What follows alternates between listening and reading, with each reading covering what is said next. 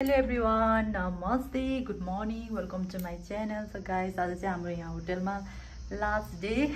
आज चाहिँ हामी घर फर्किँदैछौँ. घर फर्किन्छौँ प्लस घर फर्किँदाखेरि मन्दिर पनि पसेर जान्छौँ दर्शन गरेर.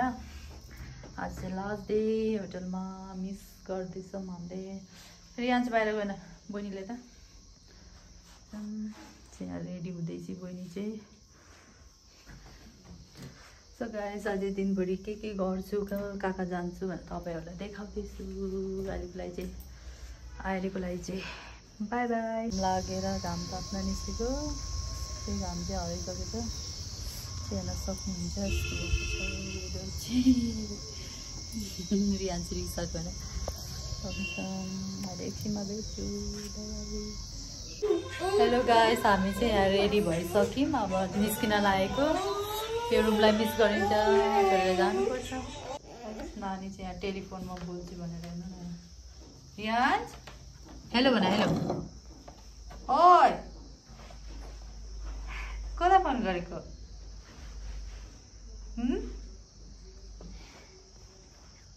हेलो भन.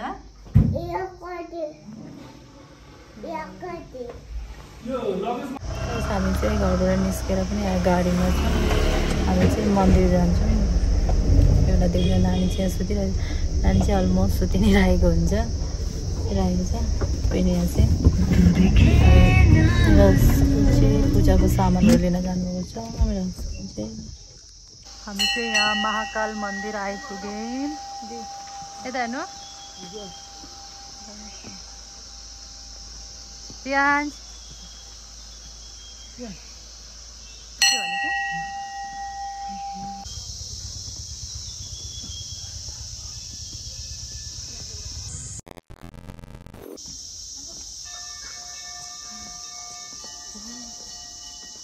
हामी चाहिँ यहाँ मन्दिरमा आइपुग्यौँ. महाकाल मन्दिर कस्तो दामी छ हेर्न सक्नुहुन्छ. कस्तो दामी मन्दिर. हामी चाहिँ यहाँ पूजा गर्दैछौँ. यहाँ गरिसक्यौँ. रियान्सको टिका हेर्नु त काला आएछ.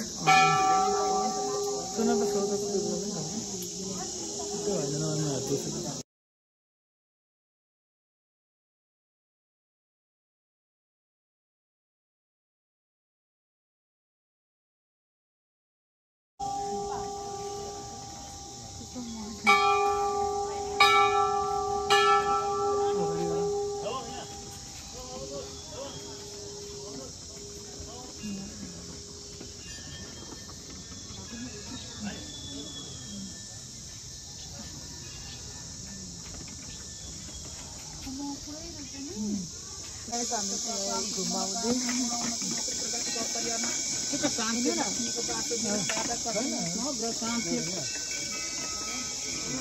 मंगलम भगवान विष्णु मंगलम करोति मंगलम पुनरे.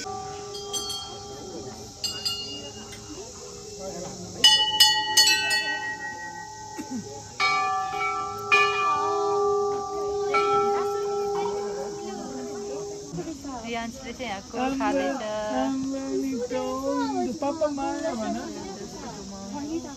हामी चाहिँ यहाँ दर्शनहरू गरेर आइसक्यौँ. चाहिँ जान लागेको. हामी चाहिँ फेरि अर्को ठाउँ एक जग्गा घुम्न जानु छ. अझ घर पनि जानु छ.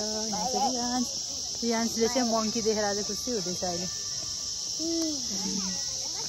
एकछिनमा भेट्छु. अहिले गइसकेपछि गएर खाना पनि छ. भोक लाग्दैछ. अहिले भेट्छु गरेको लागि बाई बाई. गाइस, हामी चाहिँ यहाँ दर्शन गरिसकेर पनि यहाँ आइरहेको छौँ. नानी के खाने मोमो यहाँ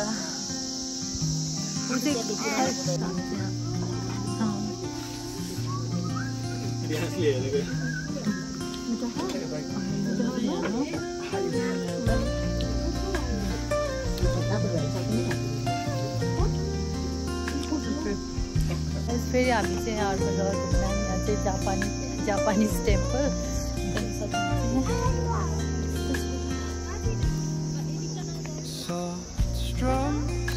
कस्तो दामी रहेछ.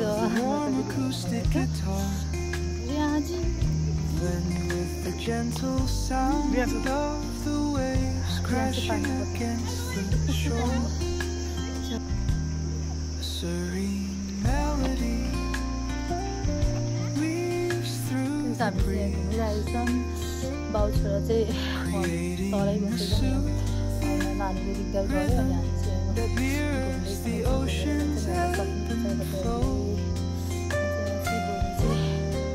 अहिले एकछिनमा भेट्छु फोटोसोटो क्लिक गरेर हामी चाहिँ यहाँको जापानिज टेम्पल घुमिसक्यौँ हेर्न सक्नुहुन्छ अब हामी चाहिँ सुज जुत्ता लगाएर हामी जान्छौँ नानी र मेरो हस्बेन्डले चाहिँ अड्किराख्नुहुन्छ नानीले त्यसो हामी चाहिँ जाँदैछौँ अब घरमा होइन अब एकछिनमा भेट्छु अर्को ठाउँ एक जग्गा चाहिँ घुम्न जान्छौँ होला अनि त्यसको पछाडि भेट्छु नानीको लागि बाई बाई के कस्तो लाग्यो तपाईँलाई यहाँको जग्गा भन्नु होला अहिलेको लागि बाई बाई हामी चाहिँ घर हिँडेको गाडीमा बसिरहेको छौँ अझै सिलगढी पुगेकै छैन पहिला सिलगढी पुगेर त्यहाँबाट स्टेसनमा जान्छौँ चाहिँ अब बसिरहेको छु गाडीमा नानीलाई चाहिँ हातमा बोक्दा हुँदै हातै जस्तो दुख्यो अनि तर सिटमा सुताइदिएर मैला पनि साइडमा छ सुतिरहेको छ कस्तो भएको चाहिँ निन्द्राले पुरा झुकिरहेको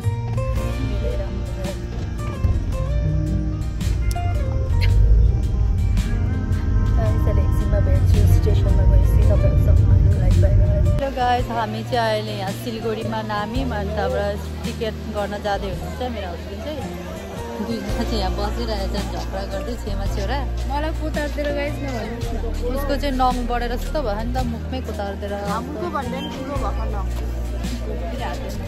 अन्त हामी चाहिँ यहाँबाट टिकट गरेर एकछिनमा उल्टा गाडीमा हामी आएको गाडी चाहिँ यहाँबाट यहाँ हेर्न सक्नुहुन्छ सिलगढी चाहिँ यस्तो छ आश्रम जस्तै लाग्यो मलाई त हजुर हामी चाहिँ यहाँ ट्रेन रोक्दा रोक्दा अहिले रोक्दै आउँदैछ अनि नानीलाई यसरी बोकेछु सफेरो भएर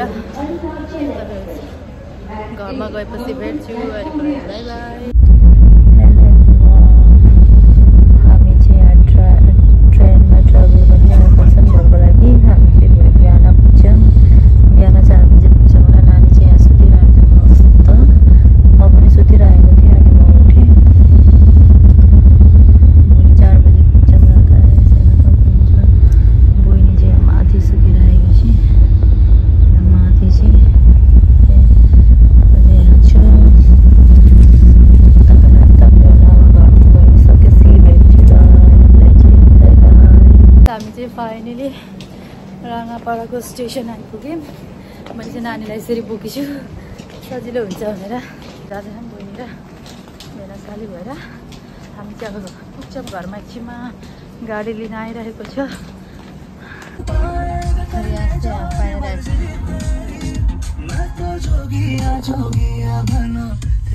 रियान्स